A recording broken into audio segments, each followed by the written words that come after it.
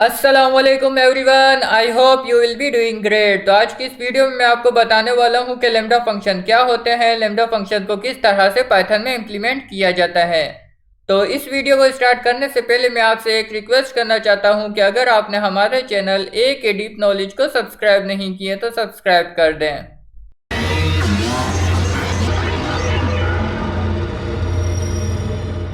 तो देख लेते हैं कि लैम्डा फंक्शन क्या होते हैं। लैम्डा फंक्शन एक तरह के फंक्शन होते हैं जिसका कोई नाम नहीं होता, जिसे हम एनोनिमस फंक्शन के नाम से भी जानते हैं। इन फंक्शन को कॉल करने के लिए लैम्डा कीवर्ड का यूज किया जाता है। इस लैम्डा फंक्शन में आप कुछ आर्ग्यूमेंट पास करा सकते हो और वो आर्ग्यूमेंट मल्टीपल्स भी हो सकते हैं। लेकिन आपको एक चीज़ और मैं बताना चाहता हूँ कि अगर आपने लैम्डा फंक्शन बनाना है तो आपके लिए बहुत ज़रूरी है कि उसे एक ही लाइन में बनाना है। अगर आपने उसे मल्टीपल लाइन में बनाया तो पहली बात तो ये कि लैम्डा फंक्शन मल्टीपल लाइन में नहीं बनता, इसे हम वन लाइनर फंक्शन भी कह सकते हैं। देख लेते हैं इसका किस तरह से यूज़ किया जाता है। जैसे कि आप देख रहे हैं हमारे पास लिखा हुआ है आ lambda function is a small anonymous function.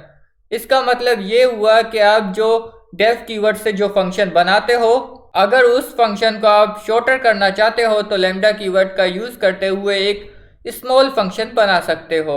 अब देख लेते हैं कि लैम्डा फंक्शन का क्या सिंटैक्स होता है। यहाँ पे आप देखें, लैम्डा फंक्शन को कॉल करने के लिए लैम्डा कीवर्ड का हमने यूज़ किया है।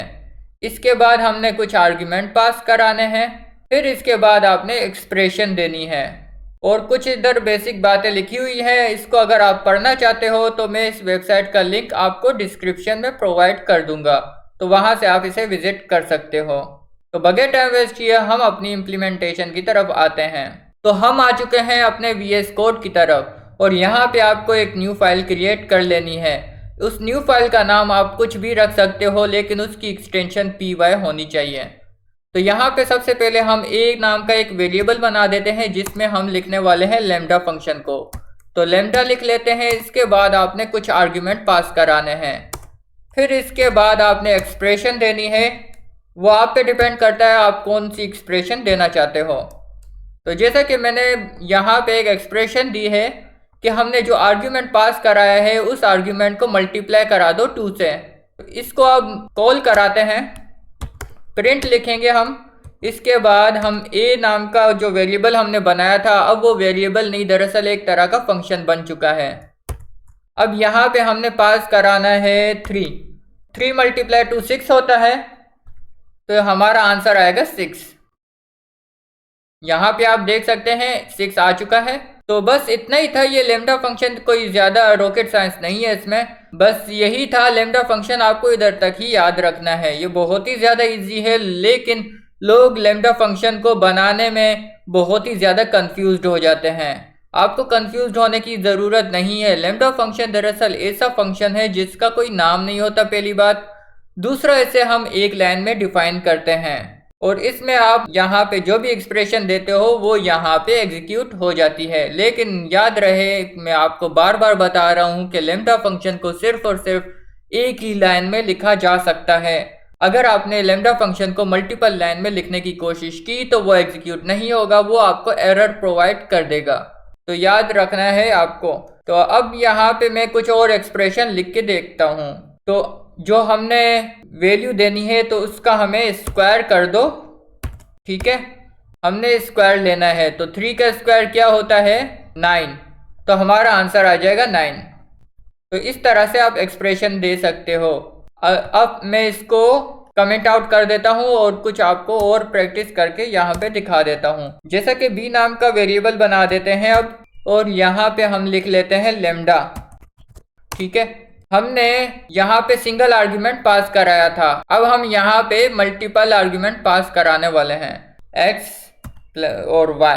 और याद रहे कि आपने जो भी आर्ग्यूमेंट, मल्टीपल आर्ग्यूमेंट आपको पास कराने हैं आर्ग्यूमेंट सेक्शन में, तो वहाँ पे आपको कोमा लगाकर सेपरेट करना होता है।